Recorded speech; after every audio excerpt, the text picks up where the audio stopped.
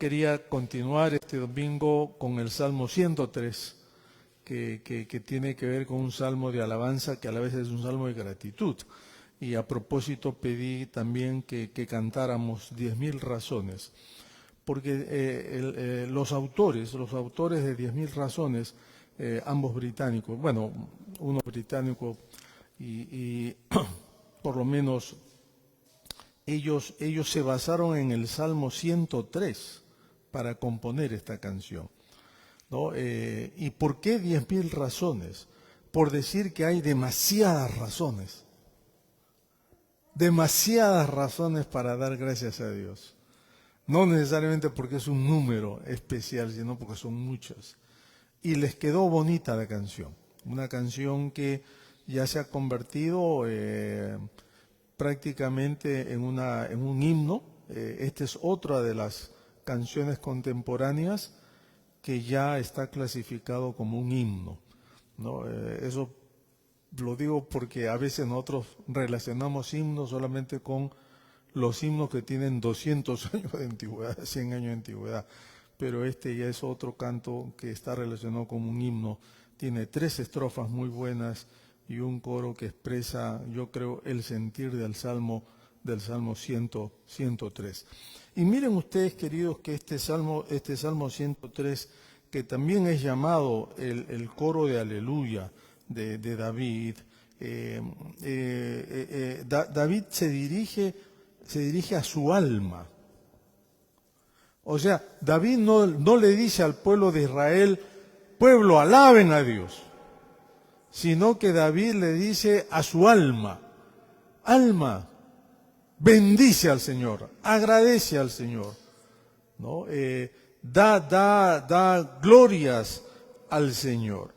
Y miren ustedes que los versículos 1 y 2 empieza, si se quiere así, el salmista tratando de, a nosotros, creo, hermanos, enseñarnos que cuando nos dirigimos a Dios, necesariamente no tenemos que hacerlo para pedirle cosas. No, aquí en este salmo no hay ruegos, no hay peticiones, no hay nada de eso. Es el salmista quien se dirige a Dios, ¿verdad?, con el alma abierta para expresarle lo que él entonces siente, ¿no es cierto?, por el Señor. Y el versículo 1 y el versículo 2 lo dice claramente. Miren el 2. Bendice alma mía Jehová, otra vez repite lo que dice en el versículo 1, y no olvides ninguno de sus beneficios. Y creo que esto de acá es algo que nosotros podemos entender. El corazón humano es por naturaleza olvidadizo. Nos olvidamos rápidamente nosotros de dar gracias.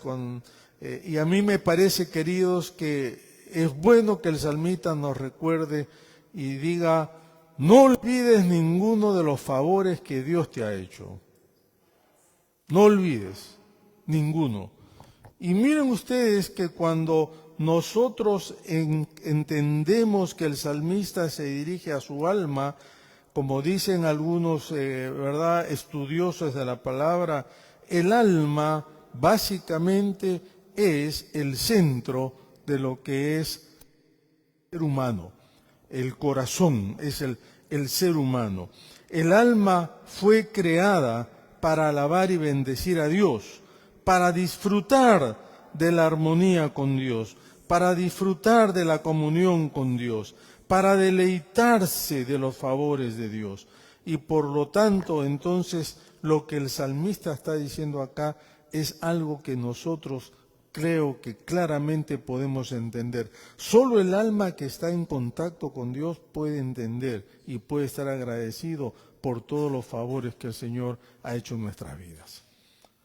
Decíamos el domingo pasado que quizá uno de los momentos más difíciles para una persona que no cree en Dios es estar agradecido por algo y no saber a quién darle gracias.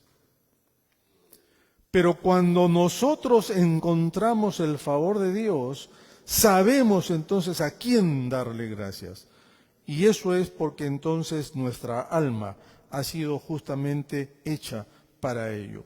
En los versículos 3 al 5, entonces, el salmista tiene una lista, por llamarlo de alguna manera, una lista de razones, ¿no? Estas 10.000 razones que habla el compositor de la canción.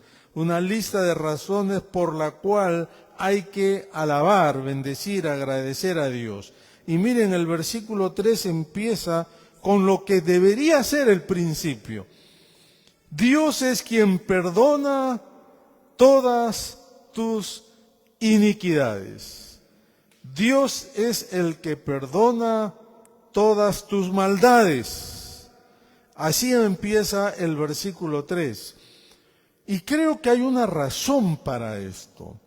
Miren ustedes, queridos, que cuando, a menos que tú experimentes el perdón de Dios, y vamos luego a analizar esto, sería un poco difícil entender los otros beneficios de Dios en tu vida.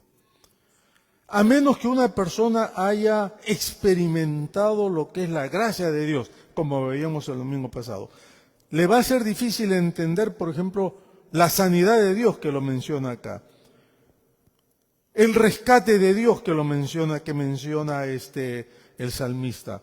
Las bendiciones de Dios. Va a ser difícil, ¿por qué? Porque todo eso como que no tiene mucho sentido. Una vez que la persona tiene un corazón agradecido porque ha sido perdonado por Dios, entonces todos los demás beneficios de Dios como que encajan naturalmente y se entiende a la perfección. Y me gusta que dice, versículo 3, Él es quien perdona en tiempo presente. No es Él es quien perdonó. No es Él es quien perdonará, sino Él es quien perdona. ¿Por qué? Porque nosotros vivimos en un constante perdón de Dios, queridos. Esto es importantísimo.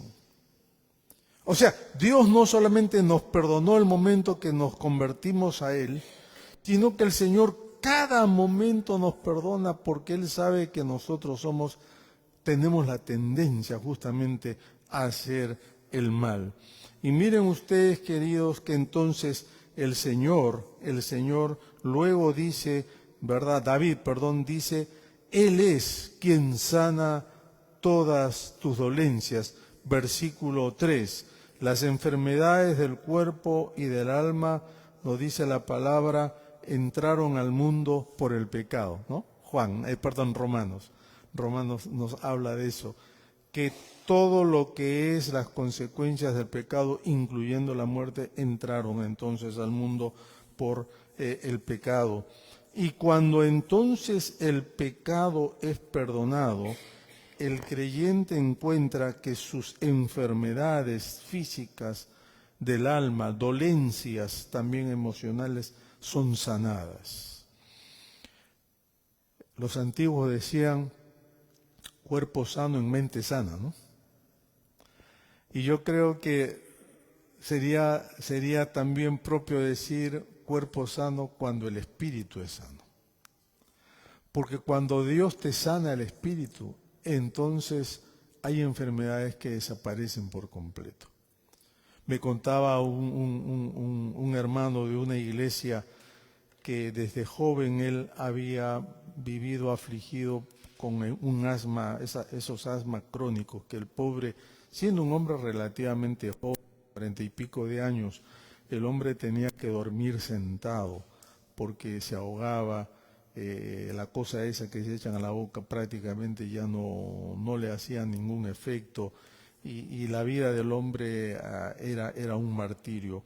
Un día le hablaron del Evangelio, le hablaron del Señor, y para hacer la historia corta, este hombre entonces entregó su vida al Señor.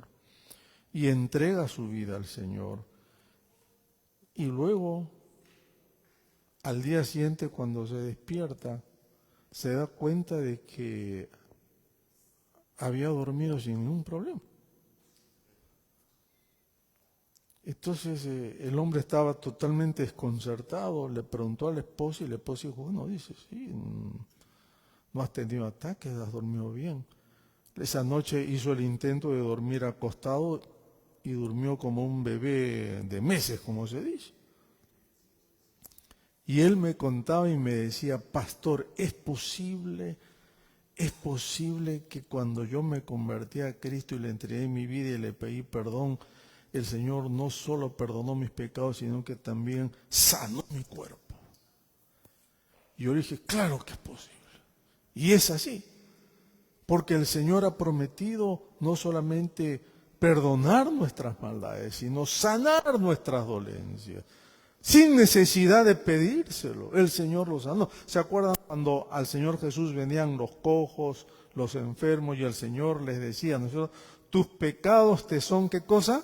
Perdonados. Y al paralítico dice, ahora toma tu lecho, o sea, agarra tu camilla, tu cama, y vete a tu casa. Y eso es lo que aquí el salmista nos está recordando.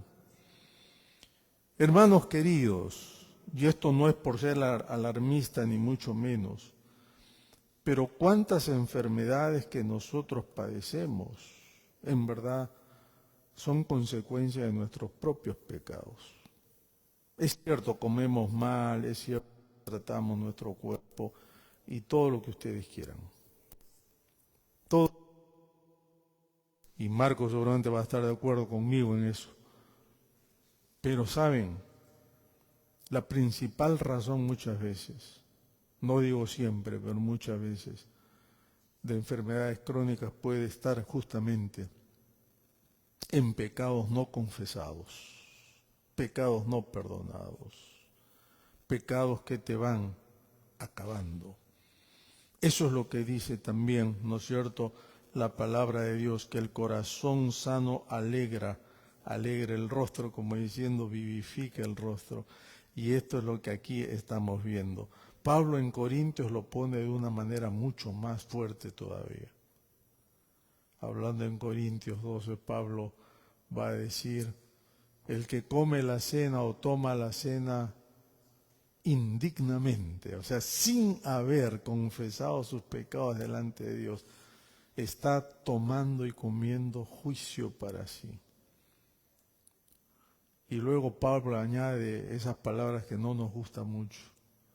Por eso es que en la iglesia de Corinto hay muchos enfermos. Y otros, ¿qué cosa dice? Pero ¿cómo lo pone Pablo?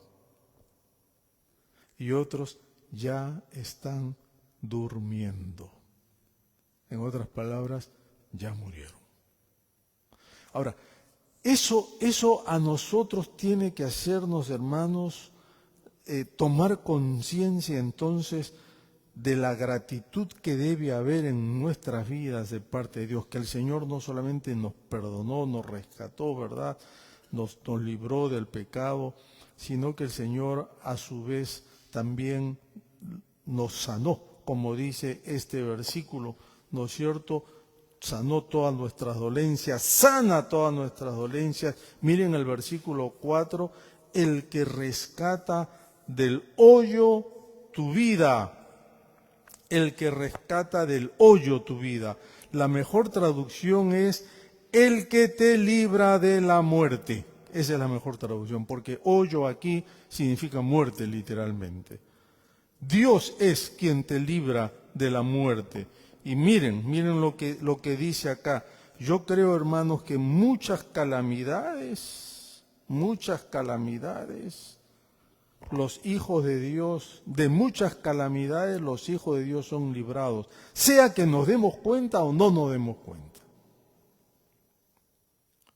Por eso decía, cuando nosotros tenemos que dar gracias por algo que nos pasa en la vida, tenemos que ser conscientes que la mano de Dios ha estado allí librándonos. Y eso es lo que dice el salmista acá. El que rescata del hoyo tu vida. Y miren lo demás, el que te corona de favores y misericordias. Y quiero volver a enfatizar que en todos estos versículos noten que el verbo siempre está en presente. O sea, Dios es en este momento en el presente haciendo todo esto por nosotros. Te corona de favores y de misericordias. La grandeza de Dios se extiende más allá de perdonar nuestros pecados, sanar nuestras enfermedades, ayudarnos con nuestros problemas. No dice que Él también nos corona de favores y misericordias y sacia de bien nuestra boca. De modo que, dice David, te rejuvenezcas como el águila. Estaba leyendo este versículo 5, estudiándolo un poquito más a fondo, porque es uno de esos versículos que siempre llaman la atención. ¿Qué significa sacia tu boca, no? Y es interesante, hermanos, que cuando uno mira esto en otras versiones de la Biblia, o sea, algo que me gusta hacer es leer el mismo versículo en varias versiones, en varias versiones, y en muchas de estas versiones se dice de que en verdad lo que aquí está tratando de decir el versículo es que Él satisface, queda satisfecho la persona a quien Dios bendice. Ahora, miren ustedes, hermanos, que una cosa es estar saciado y otra cosa es quedar satisfecho. Yo puedo comer abundante comida y estar saciado, pero no satisfecho. ¿Me explico? Y creo que nosotros podemos dejarnos engañar pensando que la saciedad, estar ya llenos, es lo que todos deberíamos alcanzar, pero eso no es, sino es el estar satisfechos. Me acuerdo que en nuestra iglesia había un hermano, que no voy a decir quién, ¿verdad?, pero que le hacíamos bromas a este hermano porque él en verdad comía. Si Tato come o yo como, este hermano nos ganaba, ¿no? Y me acuerdo que cada vez que estábamos en un almuerzo o lo que sea, decíamos al hermano, hay que decirle que ya está lleno. Hay que avisarle que ya está lleno, ¿no? Y eso es, o sea, es como que ya está saciado, pero no satisfecho. Pero no satisfecho. Y lo que David está diciendo acá es que él no satisface. Por eso digo que me gusta leer otras versiones para entender mejor el significado, porque entonces cuando nosotros estamos leyendo esto en el contexto de ser rejuvenecido como el águila, estamos hablando, hermanos, de que nuestra alma solamente con Dios queda, si se quiere así, satisfecha. Ahora, miren ustedes que yo no sé si a ustedes alguna vez les llegó qué sé yo, este WhatsApp o lo que sea del mito del águila que se rejuvenece por sí misma, ¿no? Es un mito en verdad, porque los científicos han dicho que no es así, pero que es un TikTok o lo que sea, qué sé yo, que siempre anda por allí dando vueltas, se ve a un águila ya mayor, vieja, sacándose las plumas ella solita para que le nazcan nuevas plumas, y luego muestran otra escena donde el águila, otra vez ya un águila vieja, solita se rompe el pico para que el pico le vuelva a crecer, a regenerar. Lo mismo hace con las garras. Y eso es un video perturbador, por ponerlo de alguna manera. Como digo, los científicos han dicho de que eso no es verdad, es un mito, es una leyenda, que no es moderna tampoco, sino que es un mito, parece muy antiguo, dando a entender que el águila es la única ave que tiene la capacidad de rejuvenecerse ella misma, porque en el momento que se quita todas las plumas viejas para que salgan nuevas, se rompe el pico para que le crezca uno nuevo, o se saca las garras para que le crezcan nuevas. Entonces ya es un águila que puede vivir 20, 30 años más. Y en ese vídeo se dice que el águila puede llegar hasta 70 años de vida. Otra vez, leyendo un poco, dicen que el águila puede llegar a 30 y tantos años de vida, nunca a más de eso, pero menos. No puede regenerar ningún pico porque es un hueso, el pico es un hueso en el águila y el hueso no se regenera, o las garras y todo lo demás. Pero no cabe duda que por alguna razón aquí David menciona al águila. Cuando el alma está satisfecha, entonces tú te rejuveneces como un águila.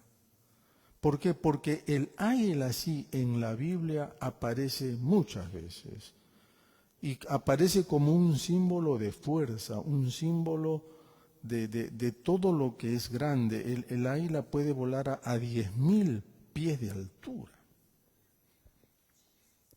Eso es una cosa impresionante, porque a esa altura ya no hay oxígeno casi. Pero el frío es brutal. Pero el águila dice que tiene no sé cuántos miles de plumas, ¿no? Su plumaje que lo conserva. Y de arriba, cuando baja a una velocidad ultrasónica para agarrar una presa, es algo que nadie puede explicar cómo ese animal puede hacerlo.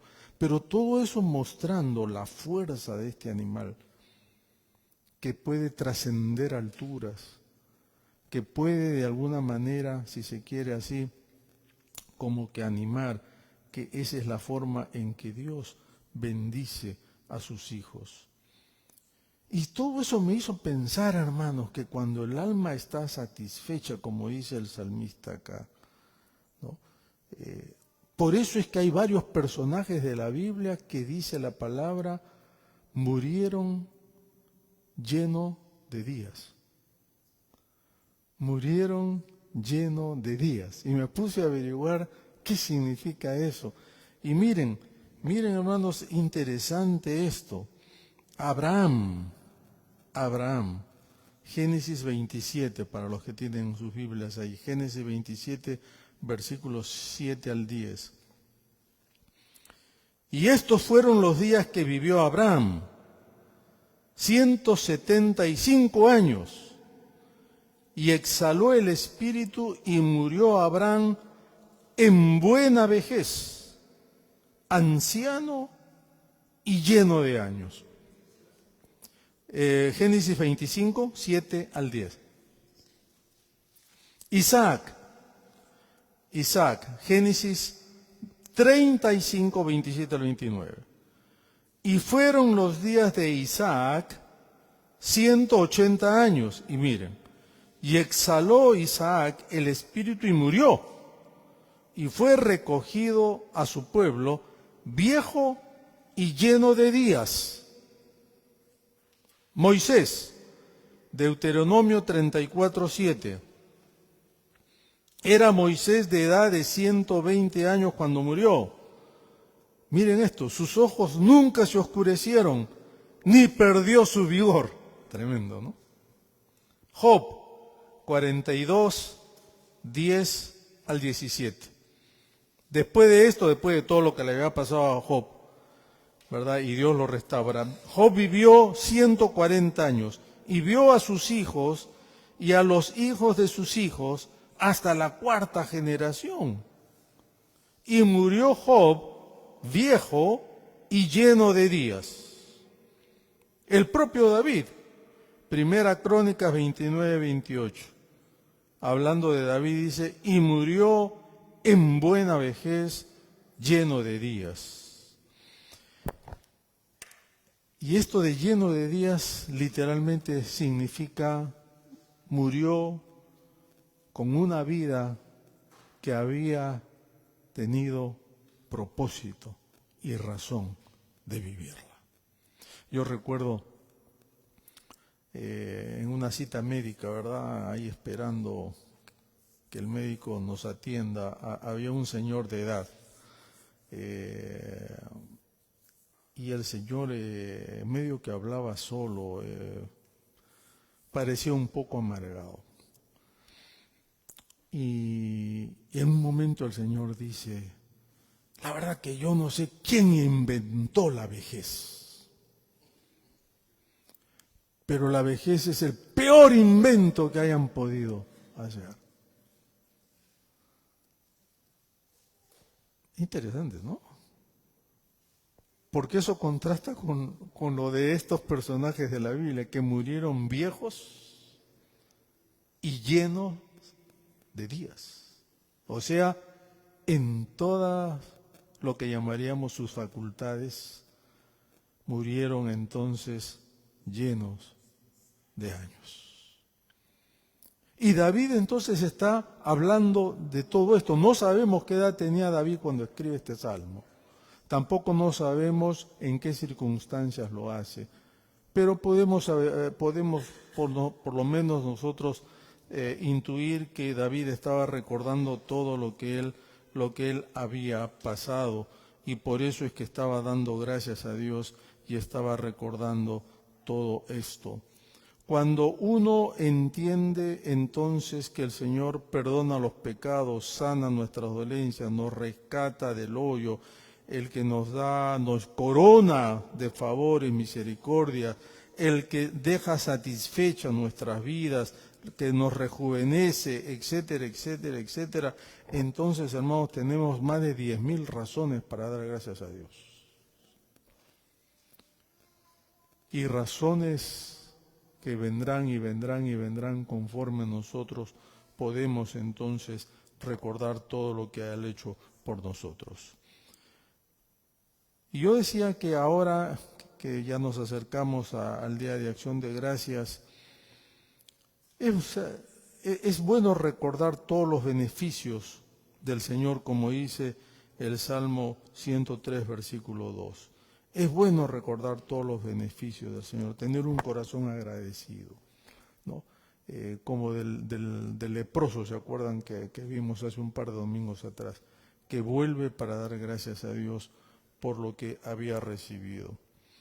Pero también creo que es bueno, hermanos, en un día de acción de gracias, compartir con otros las bendiciones recibidas. Es decir, el testimonio, cuando tú compartes con otro, animas a otros. No solamente verbalizas lo que Dios ha hecho por ti, sino que también animas a otros a compartir o alabar al Señor y agradecer al Señor. Pero también creo que no solamente debe ser en el Día de Acción de Gracias, sino que debería ser esto parte de nuestra experiencia diaria. Algunas preguntas que a mí se me venían a la mente mientras estudiaba este pasaje. ¿Cuándo fue la última vez que me detuve a pensar en todos los beneficios del Señor sobre mi vida? ¿Cuándo fue la última vez? Lo otro, ¿estoy disfrutando, soy consciente que estoy disfrutando de todas esas bendiciones, beneficios de Dios? ¿O lo doy por sentado, no? Y a veces damos por sentado las cosas, hermanos, ¿no? Damos por sentado las cosas porque creemos que, qué sé yo, que bueno, nos merecemos lo que tenemos. Hemos trabajado fuerte, tenemos salud, tenemos trabajo y creemos que nos merecemos todo esto. Y no es necesariamente así, como bien sabemos. ¿Estamos satisfechos con la vida que el Señor hasta ahora nos ha dado? Esa es otra pregunta. ¿Estamos satisfechos con la vida que hasta ahora el Señor nos ha dado? ¿O solo estamos viviendo, existiendo? Porque muchos podemos solo existir, no vivir, ¿verdad? Hay enfermedades, dolencias que nosotros somos conscientes, van más allá de lo físico porque tienen que ver con el alma. Y quizá la última pregunta más importante, al menos para mí, ¿vivo con esa perspectiva de la eternidad? Debo decirles que cuando cantamos este himno de 10.000 razones, la tercera estrofa otra vez me sacudió. Cada vez que canto esta canción, escucho esta canción, la tercera estrofa me sacude. Lo ponemos, por favor, Ricky, la tercera estrofa.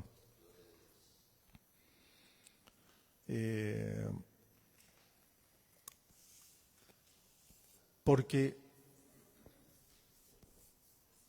ya viene, sí, vamos a esperar.